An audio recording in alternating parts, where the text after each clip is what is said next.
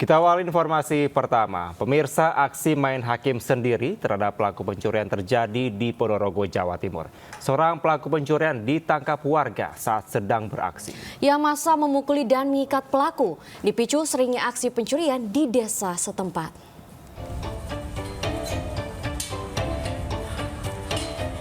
Inilah video saat seorang pencuri diikat di tiang teras masjid di Desa Josari, Kecamatan Jetis, Ponorogo, Jawa Timur. Pelaku sempat dipukuli massa karena berusaha menyerang warga saat ditangkap. Penangkapan pencuri ini terjadi sekitar jam 12 malam. Awalnya, warga di sekitar musola curiga ada pria masuk masjid. Beberapa saat berikutnya, terdengar suara besi dipukul sangat keras. Warga sekitar masjid sadar kotak amal masjid dicongkel maling. Sebab kotak amal terbuat dari besi.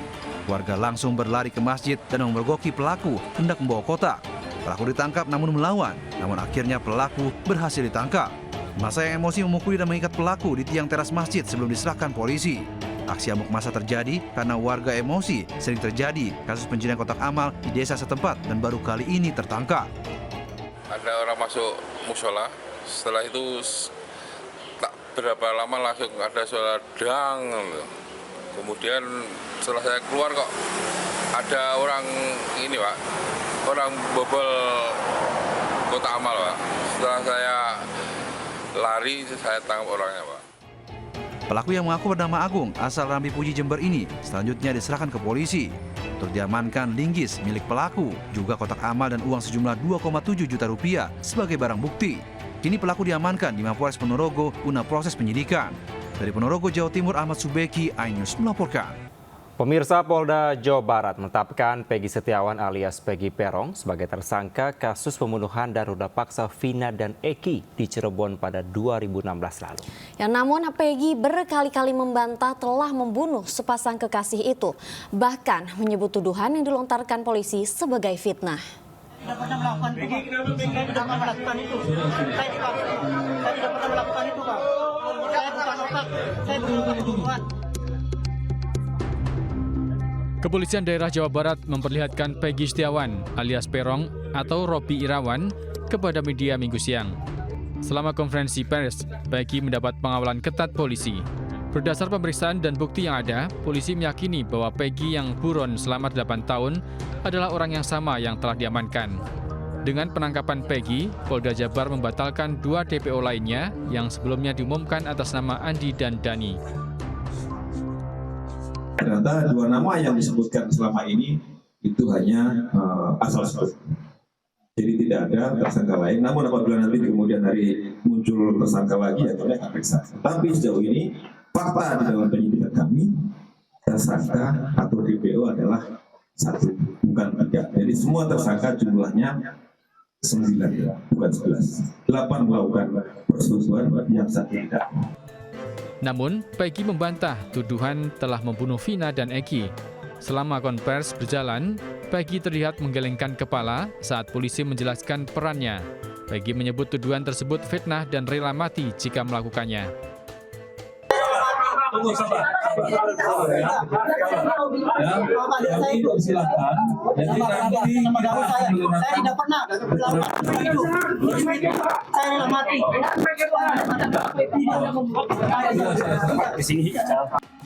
Sikap Peggy tak berubah hingga Peggy dibawa ke tahanan dengan meneriakkan tak pernah melakukan pembunuhan.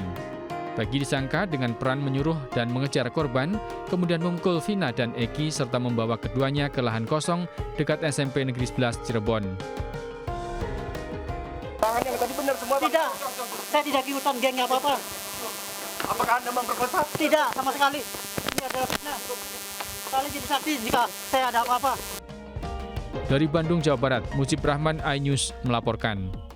Pemirsa, petugas Satres Narkoba Polrestabes Medan terlibat aksi kejar-kejaran di pemukiman padat ketika menangkap 4 pelaku narkoba. Ya, para pelaku yang ditangkap merupakan penjual dan pembeli paket hemat narkoba.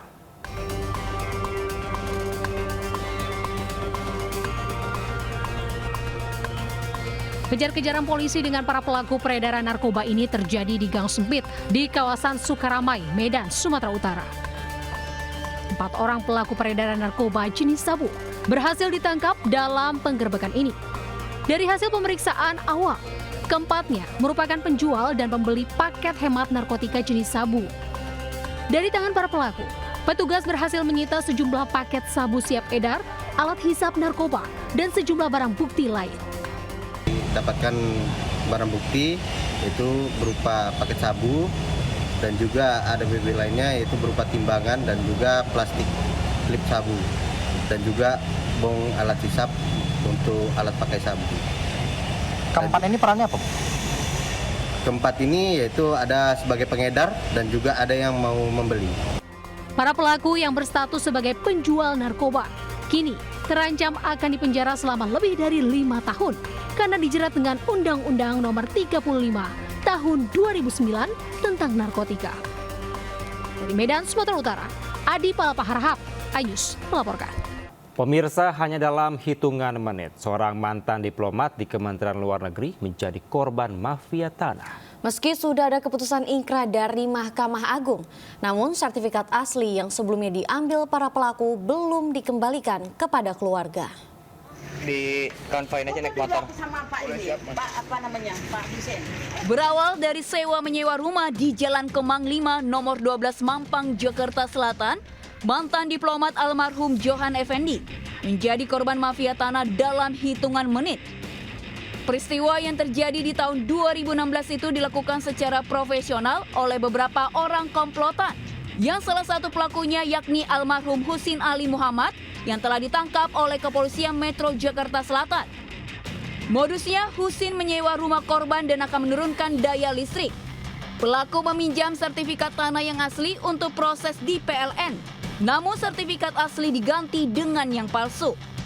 Setelah dikuasai, sertifikat asli diperjualbelikan ke tersangka SH seharga 8 miliar rupiah. Padahal nilai bangunan dan tanah harganya mencapai 15 miliar rupiah. Hingga kini otak pelaku yang berinisial SH masih melenggang bebas dan kerap melakukan teror kepada keluarga korban. Terkait amanah almarhum juga kan yang tidak ingin punya musuh, tidak ingin memenjarakan orang, tetapi melihat tadi kembali lagi tidak ada itikat baik. Jadi dari gugatan pidana yang sudah kami buat untuk Santoso Halim ini tetap akan kami lanjutkan dan diproses ya seberat mungkin agar tidak ada korban-korban selanjutnya. Yang sudah dipalsukan sebelumnya oleh para pelaku ini, tapi yang aslinya sudah dikuasai sama mereka. Nah, kemudian berdasarkan sertifikat yang asli itu, dijuallah tanah dan bangunan itu kepada saudara Santoso Halim dengan harga juga yang dalam jual beli itu disebutkan di situ 15 miliar, tetapi sejatinya yang ditransfer kepada pembeli, kepada penjual hanya 8 miliar.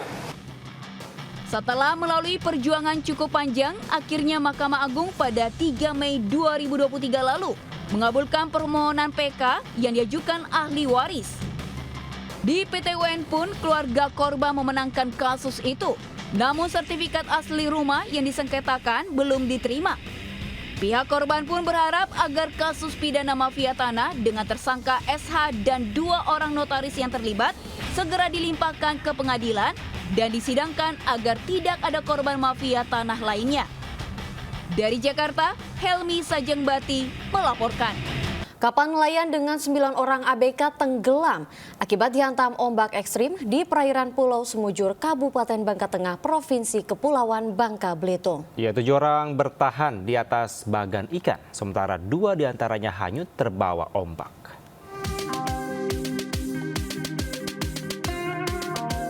Tim SAR Pangkal Pinang mengevakuasi para ABK yang menjadi korban kapal nelayan KM Barakuda yang tenggelam dihantam ombak besar di sebuah bagan ikan di perairan Karangkering, Pulau Semujur, Kabupaten Bangka Tengah, Provinsi Kepulauan Bangka Belitung. Satu persatu nelayan ini berhasil diselamatkan dan dievakuasi tim SAR ke kapal KN Sarkarna 246. Peristiwa naas ini terjadi sore hari sekitar pukul 17.30. Sebelum kejadian, kapal KM Barakuda tengah menuju bagan milik rekannya dan tiba-tiba terkena badai dan dihantam ombak ekstrim hingga tenggelam.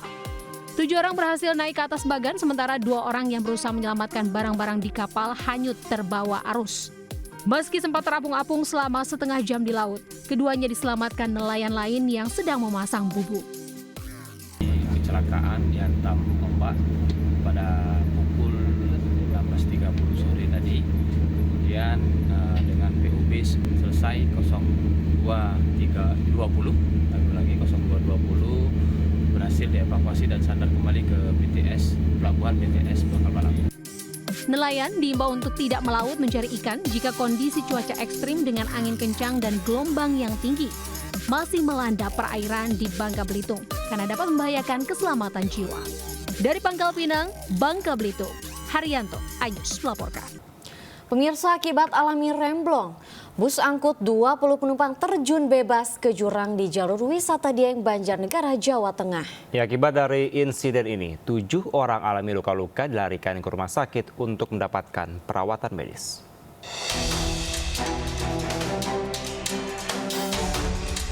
Sebuah bus yang mengangkut 20 penumpang ini terjun ke jurang dan terguling di jalan raya menuju wisata Dieng, tepatnya di Batur, Banjarnegara, Jawa Tengah. Warga setempat yang melihat kejadian langsung berupaya mengevakuasi para penumpang bus.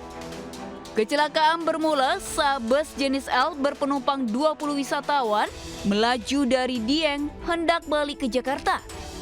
Namun saat berada di turunan tajam dan tikungan, bus mengalami remblong sehingga hilang kendali dan terjun ke jurang dan sempat terbalik 2 kali. Akibat kecelakaan ini, 7 orang mengalami luka-luka, kini mendapat perawatan intensif di Puskesmas dan RSUD Wonosobo. Saya pelan, arah dari Dieng, saya bawa mobil di 2, senalan 2, saya nggak kencang. Saya udah dari atas itu saya nggak nginjek rem. Nah, begitu saya mau belok, baru saya nginjek rem. Nah, di saat saya injek rem ini udah keras. Udah keras. Kasus kecelakaan tersebut telah ditangani pihak kepolisian dengan melakukan olah TKP dan memeriksa sopir sebagai saksi. Sementara bus yang terguling juga turut dievakuasi. Dari Banjarnegara, Jawa Tengah, Nurdin Ozi, iNews melaporkan. Sementara pemirsa mencoba menghindari kendaraan yang keluar dari pom bensin, sebuah truk ayam mengalami kecelakaan tunggal hingga terguling di Jalan Jatiwaringin, Jakarta Timur. Yang muatan truk berisi ayam hidup tersebut sempat tumpah ke jalan hingga menimbulkan kemacetan panjang.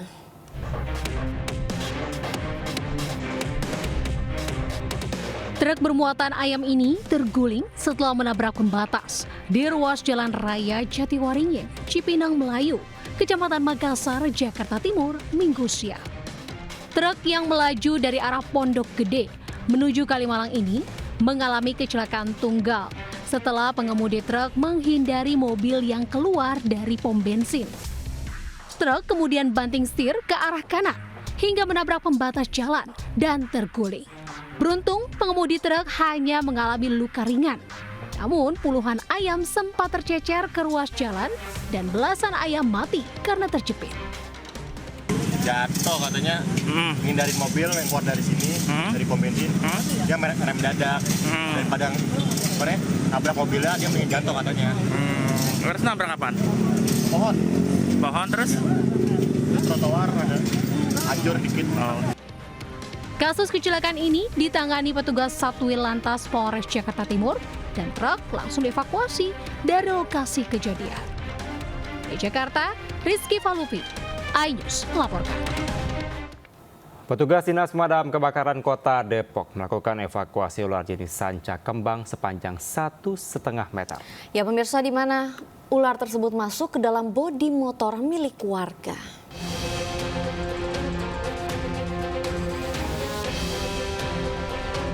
Dengan menggunakan sarung tangan dan grab stick, personil Dinas Pemadam Kebakaran Kota Depok berupaya melakukan evakuasi. Ular sanca kembang ini masuk ke bodi motor milik warga di Jalan Damar Laut, Sukmajaya, Kota Depok, Jawa Barat. Evakuasi ular ini berawal dari laporan warga yang hendak berangkat kerja melihat adanya ular yang masuk ke dalam bodi motornya. Ternyata di dalam mesin. Lalu kita bongkar motornya, akhirnya ketemu ularnya sekitar 3 jari lah. Usai dievakuasi, ular sanca kembang tersebut lalu dibawa ke kantor dinas pemadam kebakaran dan rencananya akan diserahkan kepada komunitas pecinta reptil. Dari Depok, Jawa Barat, Iyung Rizky, iNews melaporkan. Memasuki hari ke-16, operasi pencarian korban banjir bandang di Kabupaten Tanah Datar, Sumatera Barat yang masih dinyatakan hilang terus berlanjut. Ya, untuk mempermudah penggalian, upaya pencarian dibantu alat berat di lokasi yang dicurigai terdapat korban.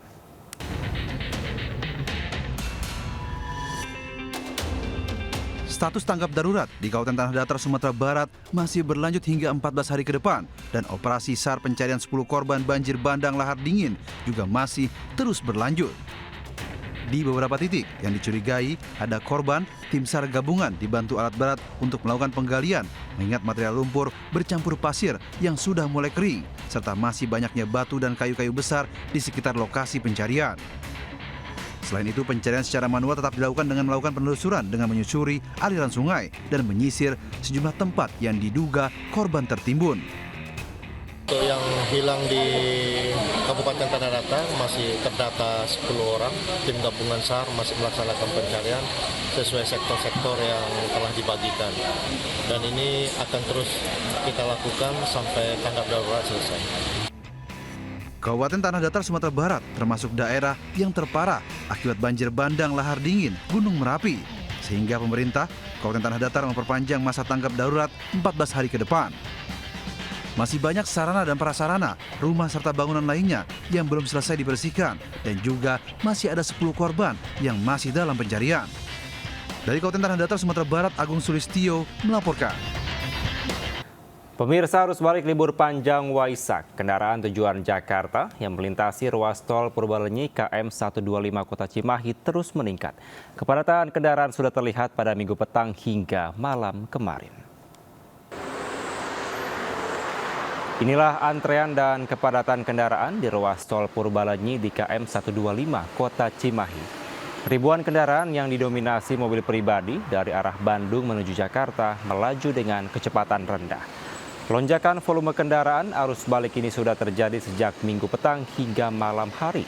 Warga yang telah menghabiskan libur panjang Waisak bergerak meninggalkan pusat kota Bandung. Kendaraan para pemudik yang hendak kembali ke kota tujuan asal seperti Jakarta, Bogor, Sukabumi dan juga Cianjur seiring berakhirnya libur bersama Waisak.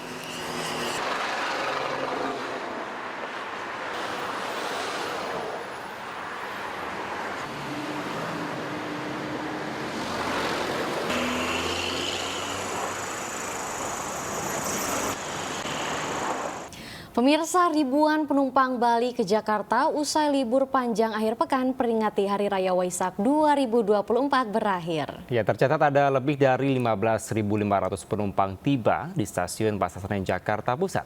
Dan berikut laporan Faisal Rinaldi bersama juru kamera Ahmad Putra.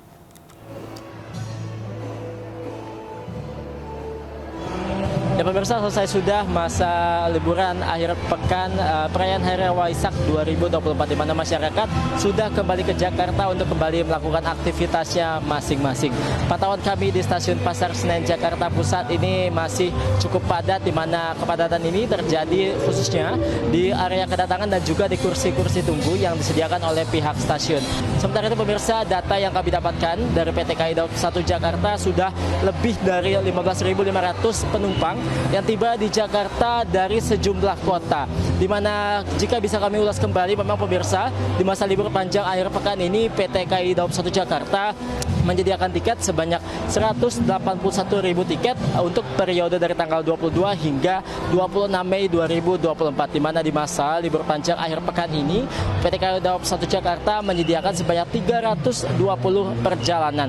Nah, untuk rinciannya pemirsa memang sebanyak 108.000 perjalanan melalui stasiun Pasar Senen, sementara sisanya yakni sebanyak 73.000 tiket atau penumpang melalui stasiun Gambir. Kemudian PT KAI Daob 1 Jakarta juga terus mengimbau kepada masyarakat ataupun calon penumpang. Beberapa hal ini adalah yang pertama, memperhatikan jadwal keberangkatan Anda, kemudian juga waspada, hati-hati dan juga tetap memperhatikan barang bawaan Anda. Dari Jakarta, Faisal Rinaldi, Ahmad Putra, iNews melaporkan. Harga bawang merah dan bawang bombay di kota Yogyakarta kini terus melambung hingga 2 kali lipat saat memasuki musim kemarau. Ya, selain harganya yang naik, suplai beberapa sayuran yang masuk di pasar juga sering terlambat.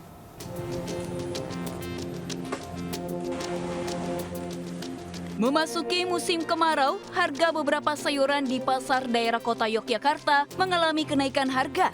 Di Pasar Beringharjo, kota Yogyakarta, harga komoditas bawang mengalami kenaikan hingga 2 kali lipat. Harga bawang bombay saat ini dijual dengan harga Rp60.000 per kilogram dari sebelumnya saat harga normal hanya kisaran Rp40.000. Kemudian harga bawang merah juga masih bertahan di harga tinggi Rp50.000 per kilogram dari harga normal Rp30.000 per kilogram. Sementara untuk bawang putih masih normal, tidak ada kenaikan harga Rp45.000 per kilogram. Di sini naik Mbak ya? Iya. Naiknya berapa sekarang jualnya Mbak? 60. 60. Kalau normal itu berapa Mbak? 45, 40. 45, 40. Kalau untuk harga bawang merah seperti apa Mbak di sini? Pasar Beringharjo? Sekarang 50. 50. Masih tinggi nih Mbak ya? Iya. Pedagang berharap pemerintah dapat segera menstabilkan harga agar masyarakat tidak terbebani masalah ekonomi. Dari kota Yogyakarta, Gali Wisma, iNews melaporkan. Kita ke informasi selanjutnya pemirsa. Sugandi, seorang pria berusia 25 tahun, warga Desa Sono, Kecamatan Mondokan, Sragen, Jawa Tengah, mengalami kondisi obesitas yang cukup ekstrim, mencapai 165 kg. Ya, kondisinya telah menarik perhatian dari berbagai pihak karena dampaknya terhadap kesehatan dan kehidupannya sehari-hari.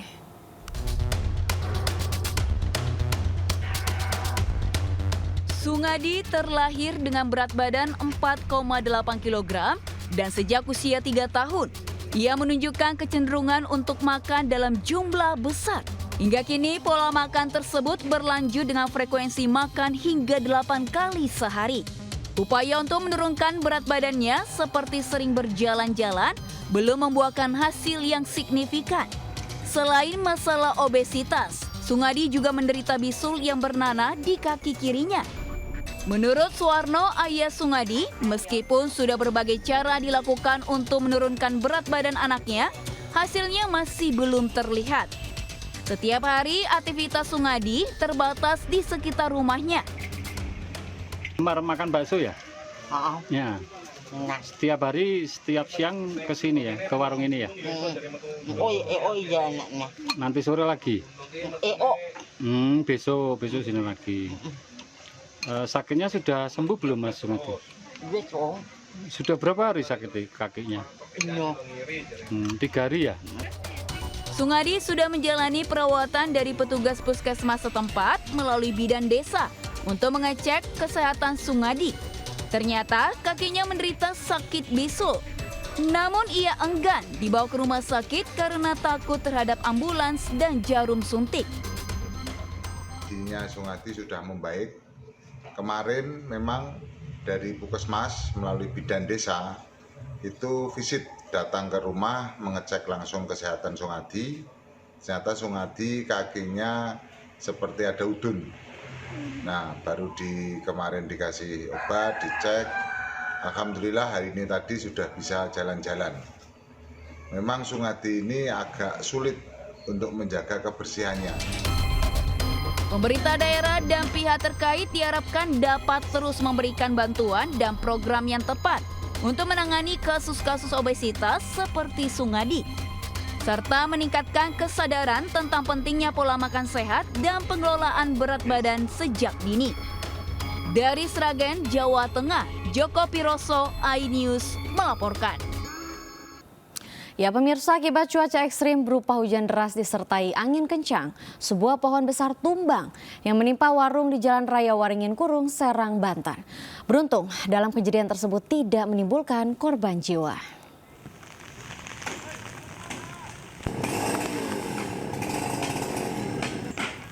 Akibat cuaca ekstrim yang dibarengi dengan angin kencang, sebuah pohon besar tumbang di Jalan Raya Waringin Kurung, Serang, Banten. Pohon tumbang karena tidak kuat menahan kencangnya hembusan angin dan derasnya hujan yang turun akhir-akhir ini. Tumbangnya pohon menghalangi badan jalan sekaligus menimpa sebuah warung makan. Meski tidak menimbulkan korban jiwa dalam peristiwa tersebut, namun arus lalu lintas tersendat sehingga petugas gabungan dibantu oleh warga setempat langsung memotong batang pohon dan mengalihkan jalur akibat terhalang pohon besar yang tumbang.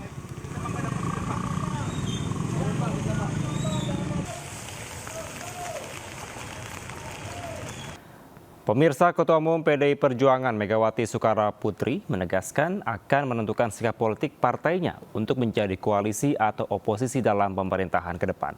Megawati menegaskan dan juga sejarah PDIP akan terus didasarkan pada kebaikan bangsa dan juga negara. Puan Maharani, kita beri sambutan yang hangat. Hadirin sekalian. Dalam pidato di Rakernas ke-5 PDIP di Jakarta, Ketua Umum PDI Perjuangan Megawati Soekarnoputri memahami sikap politik PDIP ditunggu banyak pihak. Namun sejauh ini Megawati belum menyampaikan sikap tegas langkah politik yang akan ditempuh apakah akan berkoalisi atau oposisi pada pemerintahan mendatang. Megawati mengaku masih melakukan kalkulasi politik atas sikap yang akan diambil, namun DNA dan juga sejarah PDIP akan terus didasarkan pada kebaikan bangsa dan negara. Megawati pun meminta kepada para kader untuk turun ke bawah bersama masyarakat dalam menghadapi pilkada yang akan datang.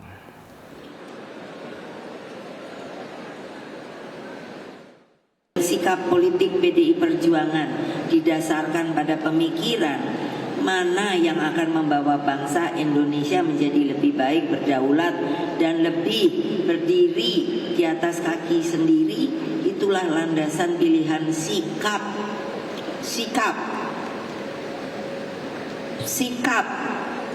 politik kita. Pemirsa, duka mendalam menyelimuti Endang, jemaah haji asal Pangandaran, Jawa Barat. Ia harus berhaji tanpa pendamping lantaran istri tercinta berpulang pada sang holik setibanya di Bandara Jeddah, Arab Saudi.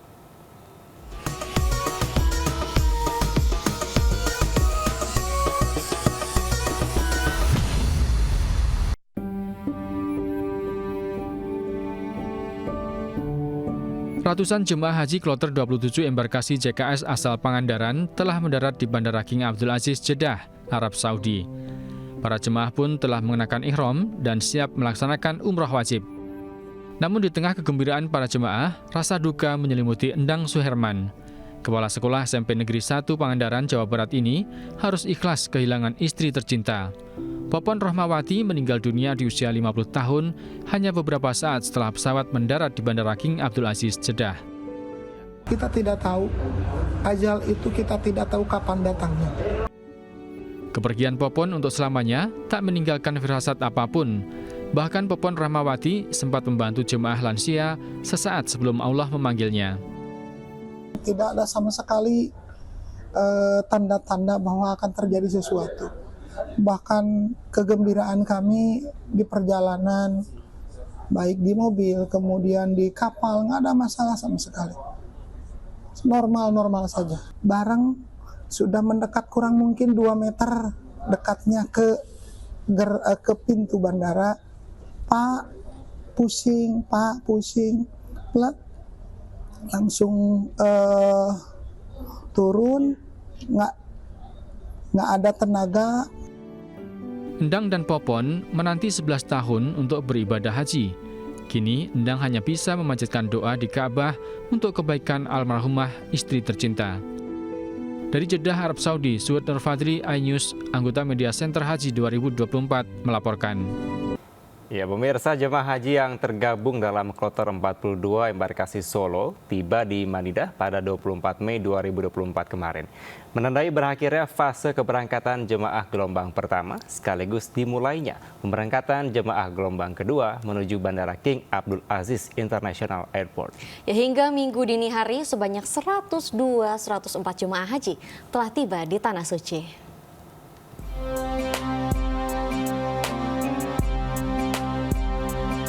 Berdasarkan laporan petugas penyelenggara ibadah haji BPIH Arab Saudi, pada Minggu dini hari, jemaah haji Indonesia yang tiba di Tanah Suci mencapai 102.104 orang yang terbagi dalam 259 kelompok terbang. Sementara sepanjang hari Minggu, terdapat 15 kelompok terbang dengan jumlah jemaah haji 5.858 orang diterbangkan ke Jeddah. Di antaranya embarkasi Solo sebanyak 1.080 jemaah dengan 3 kloter, embarkasi Jakarta Bekasi 1.320 jemaah terbagi 3 kloter, embarkasi Surabaya 371 jemaah 1 kloter. Selain itu juga ada embarkasi Makassar dengan jumlah 900 jemaah yang terbagi dalam 2 kloter. Embarkasi Jakarta Pondok Gede sebanyak 440 jemaah dalam 1 kloter, serta embarkasi Medan 360 jemaah 1 kloter. Mengingat suhu panas cukup ekstrim di Tanah Suci, PPIH Arab Saudi menghimbau jemaah membawa payung atau topi lebar saat menuju Masjidil Haram atau bepergian keluar hotel, agar terhindar sengatan langsung matahari. Dari Jeddah, Arab Saudi, Suhud Nur Fadri, iNews, anggota Media Center Haji 2024 melaporkan. Ya pemirsa, untuk memperlancar mobilitas jemaah haji, pemerintah siapkan bus sholawat yang beroperasi selama 24 jam. Iya, benar sekali Lina dan pemirsa, di mana layanan serta fasilitas dari bis ini didesain yang ramah lansia dan juga disabilitas.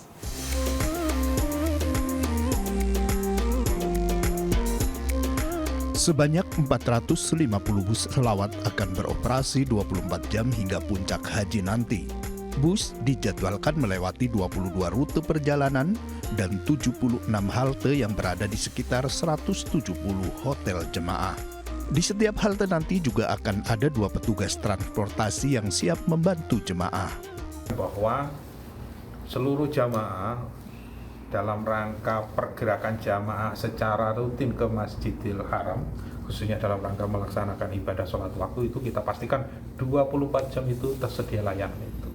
Bahkan akan dilayani 24 jam juga oleh petugas-petugas kita yang berada di halte-halte.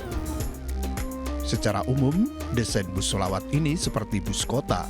Bus juga didesain ramah lansia dan disabilitas seperti akses pintu lodek, pendingin, dan toilet. Selain itu, untuk memudahkan jemaah mengenali rute yang dilewati, bus juga ditempel stiker-stiker kode bus. Apa jumlah total armadanya, Pak? Armada untuk? Bus sholawat itu kalau kita total sekitar 450. Kalau kita total. Itu nanti yang beroperasi. Bus sholawat akan melayani jemaah dari hotel masing-masing dengan pemberhentian di 2 terminal dekat Masjidil Haram, yaitu Terminal Sip Amir di sebelah utara Masjidil Haram dan Terminal Jihad di sebelah selatan Masjidil Haram. Terminal Sip Amir menjadi titik akhir pemberhentian bagi jemaah dari wilayah Sisyah, Raubah, dan Jarwal. Sedangkan Terminal Jihad menjadi lokasi pemberhentian akhir bagi jemaah dari hotel di wilayah Rebaksi dan Misfalah. Dari Makkah, Arab Saudi, Suhud Nur Fadri, iNews, anggota Media Center Haji 2024 melaporkan. Jemaah haji lanjut usia, disabilitas, dan beresiko tinggi dapat layanan prioritas penggunaan jasa pendorong kursi roda di Masjidil Haram. Ya pemirsa, para jemaah yang membutuhkan diimbau untuk menggunakan jasa pendorong resmi.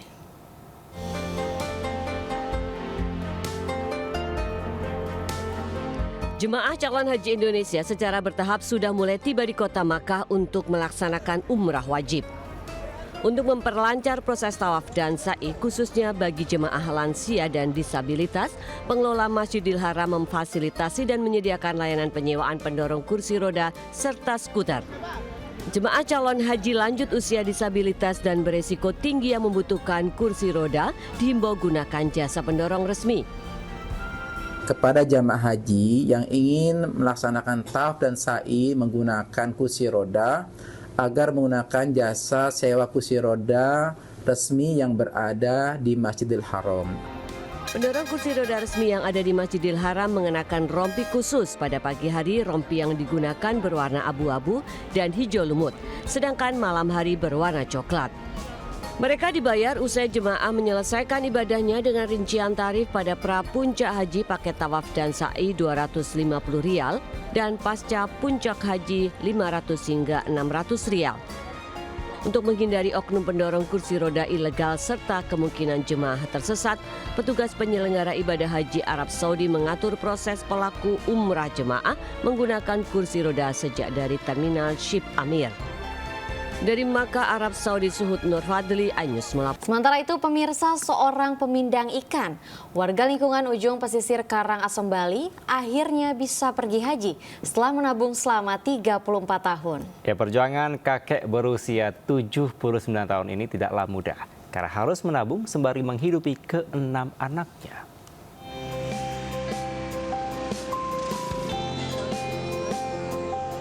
Raut bahagia terpancar dari wajah Amsani, pria lanjut usia berusia 79 tahun, warga Banjardinas Ujung Pesisi, Desa Tumbu, Karangasem, Bali.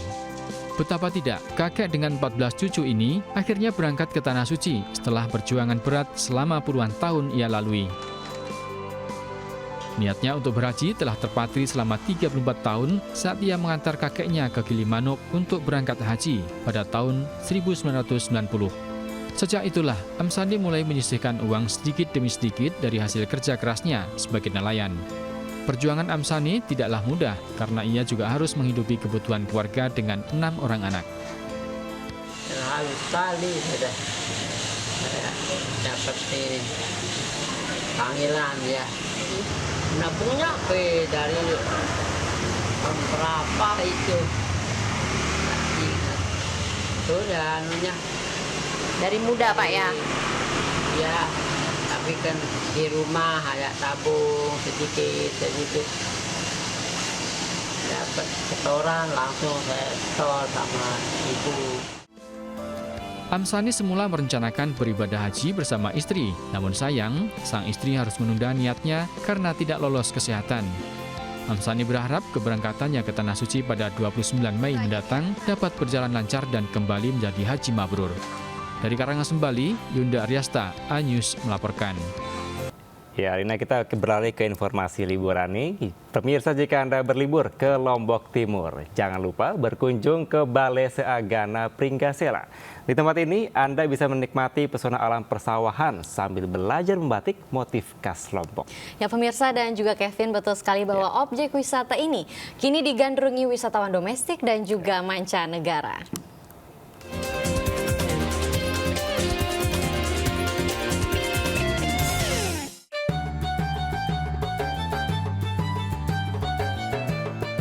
Para wisatawan asal Perancis ini dengan telaten menggoreskan canting batik motif khas Lombok di atas kain di Balai Seagana Pringgasela, Lombok Timur Sabtu sore.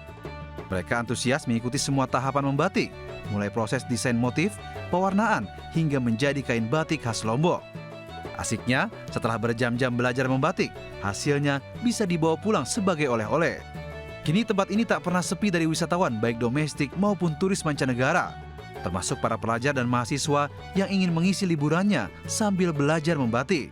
Balai Seagana sendiri memang membuka kelas membatik untuk memberikan edukasi dan mengenalkan beragam motif khas Lombok, terutama bagi para wisatawan yang berlibur menikmati pesona alam Lombok. Kalau tamu-tamu dari mancanegara atau wisatawan yang berkunjung ke sini, baik itu wisatawan domestik, mancanegara, jadi selain dia bisa melihat hasil produksi dari batik yang kami produksi, juga dia bisa merasakan bagaimana proses membuat batik tersebut yang kami kemas. Nah, bagi Anda yang mungkin sudah bosan berlibur ke pantai atau mall, Balai Seagana ini bisa menjadi alternatif untuk mengisi hari libur Anda bersama keluarga. Dari Lombok Timur, Ramli Nurawang, iNews melaporkan. Ya, pemirsa dan juga Kevin, jika tadi kita berwisata sambil belajar membatik, nah di Rejang Lebong Provinsi Bengkulu Anda bisa berkunjung ke agrowisata kebun apel. Ya, benar banget nih Lina dan pemirsa, di mana selain bisa melihat pemandangan alami khas perkebunan apel dan berfoto ria di lokasi, pengunjung bisa merasakan sendiri sensasi memetik buah apel langsung loh dari pohonnya.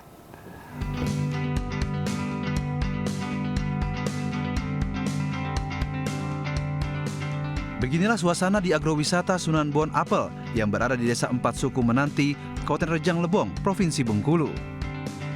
Udara sejuk bisa Anda rasakan sambil berkeliling kebun apel hijau seluas 1 hektar sepuasnya dan memilih sendiri apel-apel yang hendak dipetik.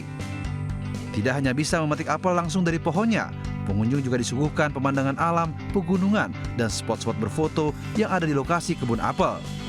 Buah apel yang terdapat di sini berjenis apel mana lagi? Meskipun berwarna hijau, namun apel jenis ini memiliki rasa yang sangat manis dan biji yang sedikit. Ada juga apel yang berwarna agak kemerahan, namun jenis apel ini memiliki rasa cenderung lebih asam. Cukup merogoh kocek sebesar Rp15.000, pengunjung sudah bisa memasuki wisata kebun apel beserta buah-buah apel untuk dinikmati di lokasi wisata. Apel ya yang kita dengar itu adanya di Jawa ya. Ya paling-paling kalau kita di Sumatera lihatnya ada di tukang-tukang buah, tapi hari ini kita bisa lihat sensasi langsung. Ada banyak sekali apel di sini. Semuanya itu 1.000 pohon. Jadi semua pengunjung itu masuk itu 15.000. 15.000 udah masuk. Nah, nanti tiket itu ditukarkan dengan apel. Nah, bagi Anda penggemar buah apel, berkunjung ke Sunan Bonapel bisa menjadi pilihan tepat bagi Anda dan keluarga. Tapi jangan lupa ya, bayar apel yang sudah Anda petik. Dari Rejang Lebong Bengkulu, Widodo Waluyo, iNews melaporkan. Ya, informasi selanjutnya, Lina dan pemirsa, ada puluhan balon udara raksasa dengan beragam motif dan warna mewarnai festival balon udara di kampus Universitas Muhammadiyah Purwokerto, Jawa Tengah. Ya, pemirsa dan juga Kevin, festival balon udara ini kontan menarik perhatian ribuan warga yang memadati lokasi festival.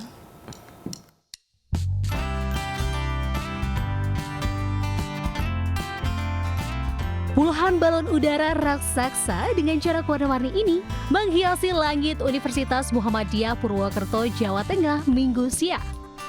Kurang lebih 31 balon udara dengan motif serta hiasan warna-warni ini memeriahkan festival balon udara menyambut milad ke-59 UMP. Festival balon udara yang digelar di lapangan UMP ini menarik perhatian ribuan warga yang sengaja datang untuk melihat balon udara. Pasalnya, festival balon udara baru kedua kalinya digelar di Purwokerto. Tak heran, festival balon udara dipadati ratusan warga. Bahkan, hampir sebagian besar mereka mengabadikan dengan kamera ponselnya. Sebagian besar peserta festival berasal dari Wonosobo. Mereka membuat balon raksasa secara mandiri. Rata-rata, untuk membuat balon dengan ukuran diameter 5 meter membutuhkan waktu selama 3 minggu. Selain untuk menyambut milad ke-59 UMP, Festival Balon Udara juga sebagai ajang wisata bagi warga di Purwokerto. Balon UMP tahun ini juga disupport dan menjadi agenda pemerintah Kabupaten Bandung. Ini kami katakan sebagai wujud kita untuk menggembirakan, dan ada pesan yang kami sampaikan di sini, ada keberagaman yang kami akomodir. Ini menarik sekali karena itu karena jaga buat pikiran kita yang tiap hari aktivitasnya penuh gitu ya. Jadi bisa buatin aja sih. Buat refresh hiburan ya, Mas. Pastinya seru banget ya, unik soalnya jarang-jarang di sini ada gini, apalagi gratis kan, jadinya masyarakat bisa ya UMP juga kan udah ngadain ini. Seru ya? Seru banget. Baru pernah nonton ini? Iya, baru pernah ini pertama kali. Kondisi angin yang tenang membuat 31 balon udara bisa diterbangkan dengan mudah. Namun, agar tidak mengganggu lalu lintas udara, balon harus ditambatkan setinggi 50 meter agar tidak terbang bebas di udara. Rencananya, Festival Balon Udara akan digelar setiap tahun di UMP. Dari Banyumas, Jawa Tengah, Saladin Ayubi, iNews melaporkan. Ya, pemirsa, pemerintah Kota Surabaya kembali menggelar Parade Surabaya Vaganza 2024 untuk memperingati Hari Jadi Kota Surabaya ke-731 tahun. Ya, dalam parade ini ada 22 peserta mobil berhias bunga yang berbentuk bangunan kolonial dan juga kerajaan. Selain itu, di dalam pemirsa ada puluhan kelompok peserta yang ikut pawai budaya.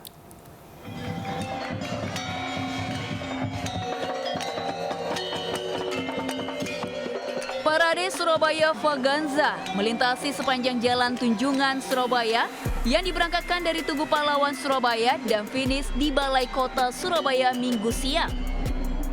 Ada 22 mobil hias dari bunga warna-warni yang berbentuk bangunan kolonial dan kerajaan Majapahit. Selain itu, berbagai mobil bunga hias lainnya juga tampil yang memukau dan menghibur ribuan warga. Parade Surabaya Vaganza tahun 2024 ini mengambil tema The Chronicle of Surabaya yang menceritakan perjalanan panjang sejarah kota pahlawan dari masa ke masa. Menyenangkan sekali. Warga Surabaya ini cocok ya? Iya, cocok banget. Yuk, sini mari lihat parade hari jadinya Surabaya. Mantap, makasih. Untuk kota Surabaya ucapannya apa? Semakin maju, sukses selalu Surabaya. Ya sudah lebih tertib dengan adanya pagar ya. Tapi yang di depan kalau bisa tahun depan lebih bisa duduk, bisa menikmati sehingga tidak ada yang berdiri kalau berdiri depan berdiri belakang berdiri. Dalam parade ini juga diikuti 22 kelompok masyarakat yang menampilkan pawai budaya dengan mengenakan pakaian budaya tradisional yang ada di Indonesia. Parade Surabaya Vaganza ini selalu digelar setiap tahun pada bulan Mei, bertepatan dengan ulang tahun kota Surabaya. Dari Surabaya, Hari Tambayong, iNews melaporkan.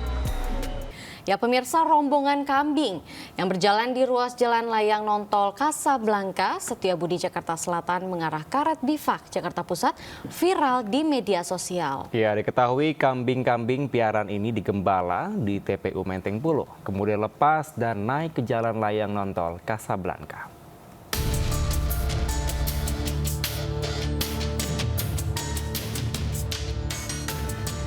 Seorang pengendara mobil memvideokan rombongan kambing yang tengah berjalan di ruas jalan layang nontol Kasablanka, Setiabudi, Jakarta Selatan.